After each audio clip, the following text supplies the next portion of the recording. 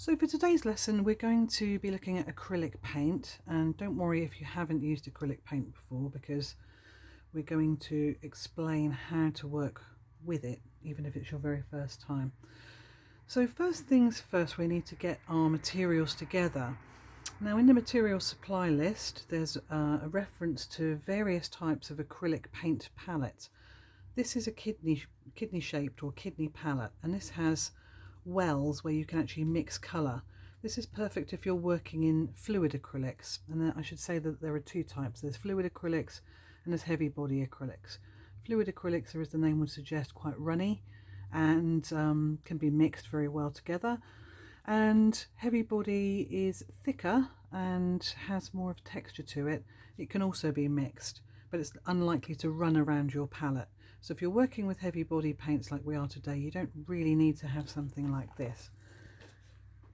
So I'll show you some alternatives. Now, this is my little cheap and cheerful method that I use. I use Chinese takeaway lids because, hey, why not save the planet and be green? These are always referred to as single-use plastics, but they get used many times in my house.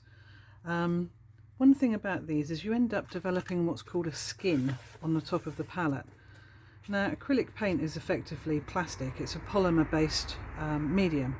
So you can always get a palette knife and scrape these skins off if you want to, or alternatively, if you're quite a neat and tidy type of a creator, then you can always keep your paint moist while it's on the palette, and in order to do that, just spray it with one of these little spritz bottles, and that will always keep your paint from drying out, especially if you're working in warm conditions. Not too applicable in the middle of winter because the paint's going to dry less fast. So that's my little solution, is to have these. Now it can be a bit confusing. If you leave the paint on, you can't always see what you've just mixed. So if that's the case, use one which is either less dirty or alternatively completely clean. So I find these really good, and you can, line up as many as you like. So if you wanted to put your warms in one place and your cools in another place and mixed colours in another place, there's absolutely nothing stopping you.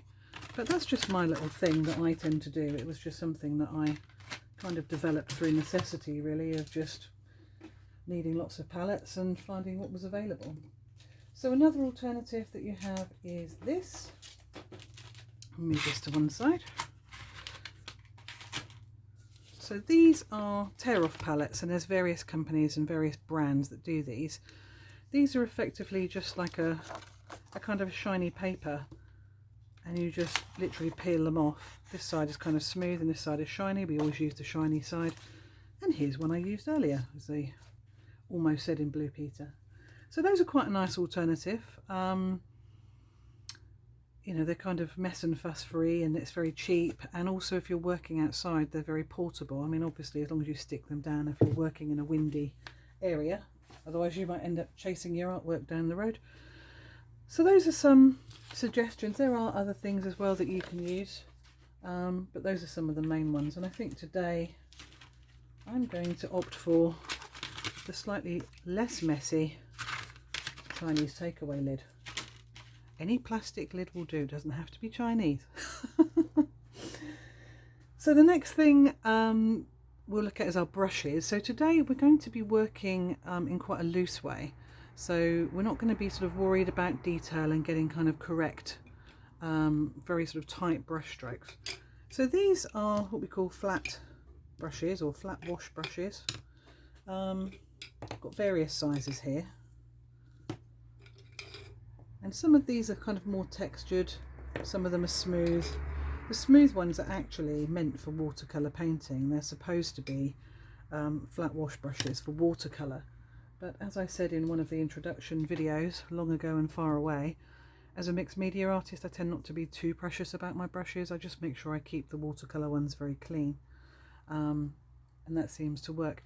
You can buy these quite inexpensively in the UK. There's a brand called Boldmere, which I don't generally recommend, but the one thing I have found is actually not too bad are their wash brushes. You can get these in packs of 3 or larger. So far they've been good. I haven't had them for a massive amount of time. Another cheap alternative, you can buy household paintbrushes like this from places like The Range or Wilkinson's. Pound shop ones would be a little bit careful of. They do tend to shed bristles, so you might want to be a little bit careful about your bristles ending up in your work. And obviously if something is a non-artist grade object, then you can't expect it to perform as well as the more expensive artist grade brushes. But you know, you shouldn't see a significant amount of difference in your work. It's more a question of, as you progress and as you develop, you might want to invest more in your brushes, or there might be a particular brand of brushes that you like. Another place you can buy relatively inexpensive brushes is Hobbycraft and also WH Smith. WH Smith actually do, and actually I think the range do these as well. These Daler-Rowney graduate brushes are quite good. They don't last a massively long time, and you tend to get a lot of wear and tear on the actual handles of the brushes, particularly if you leave them in water. But even if you don't, they tend to go kind of a bit cracked and look a bit ropey. But they're not bad. They're not a bad starter brush, so perhaps a pack of those, or just pick up the odd one for whatever it is that you're wanting to do. So it's good to have a range of brushes, but as I say, today we're going to be using our flat brushes. And don't worry if you've only got one, you can make your painting just with one. It's not a problem. So the next thing to look at is our paint, and I've got heavy body acrylic paint. This is good old System 3, which again is Daler-Rowney, and it's a pretty good brand if you're starting out. The colour's quite nice and vibrant, you can mix them quite easily. They're relatively inexpensive, you can buy them in sets. They're a good all-round performer. You don't need to invest massive amounts of money, particularly when you're learning. So these will stand you in good stead, and they last a reasonably good amount of time as well. I would suggest always storing them at room temperature, and I usually store mine lying down as well. Always make sure your lids are on. You will develop things like this around the top of the lid. This is just dried paint, and all you do is you just pick it off basically and put it in the bin. This one's a bit stubborn, so there you go. You can just literally peel it off, stick it in the bin, and make sure that your lid's closed. So this is the new type of branding. You might still find in some shops these are the old metal Daler-Rowney tubes. They had screw caps, and these were a bit of a pain because they'd get very, very messy. I have some quite old ones where the lid barely goes on. You're either the kind of person who tidies as you go, and I do when I'm cooking, but not when I'm painting. So yeah, unless you develop those good habits of having a damp cloth and wiping the tops of your paint tubes, then you might end up being a bit of a messy artist like me and having problems. So if you do see these in shops and you've got a choice, go for these because they'll be newer stock. These will be older stock. But I have seen in places like Cassart in the last year where they've sold these off, and they've been a really good price. And they will keep for a long time, so it's worth picking them up. So I've already mentioned trusty spray bottle. This is good if you want to water down colours, but also, as I say, just to spritz your palette lightly and keep your colours from drying out while you're working.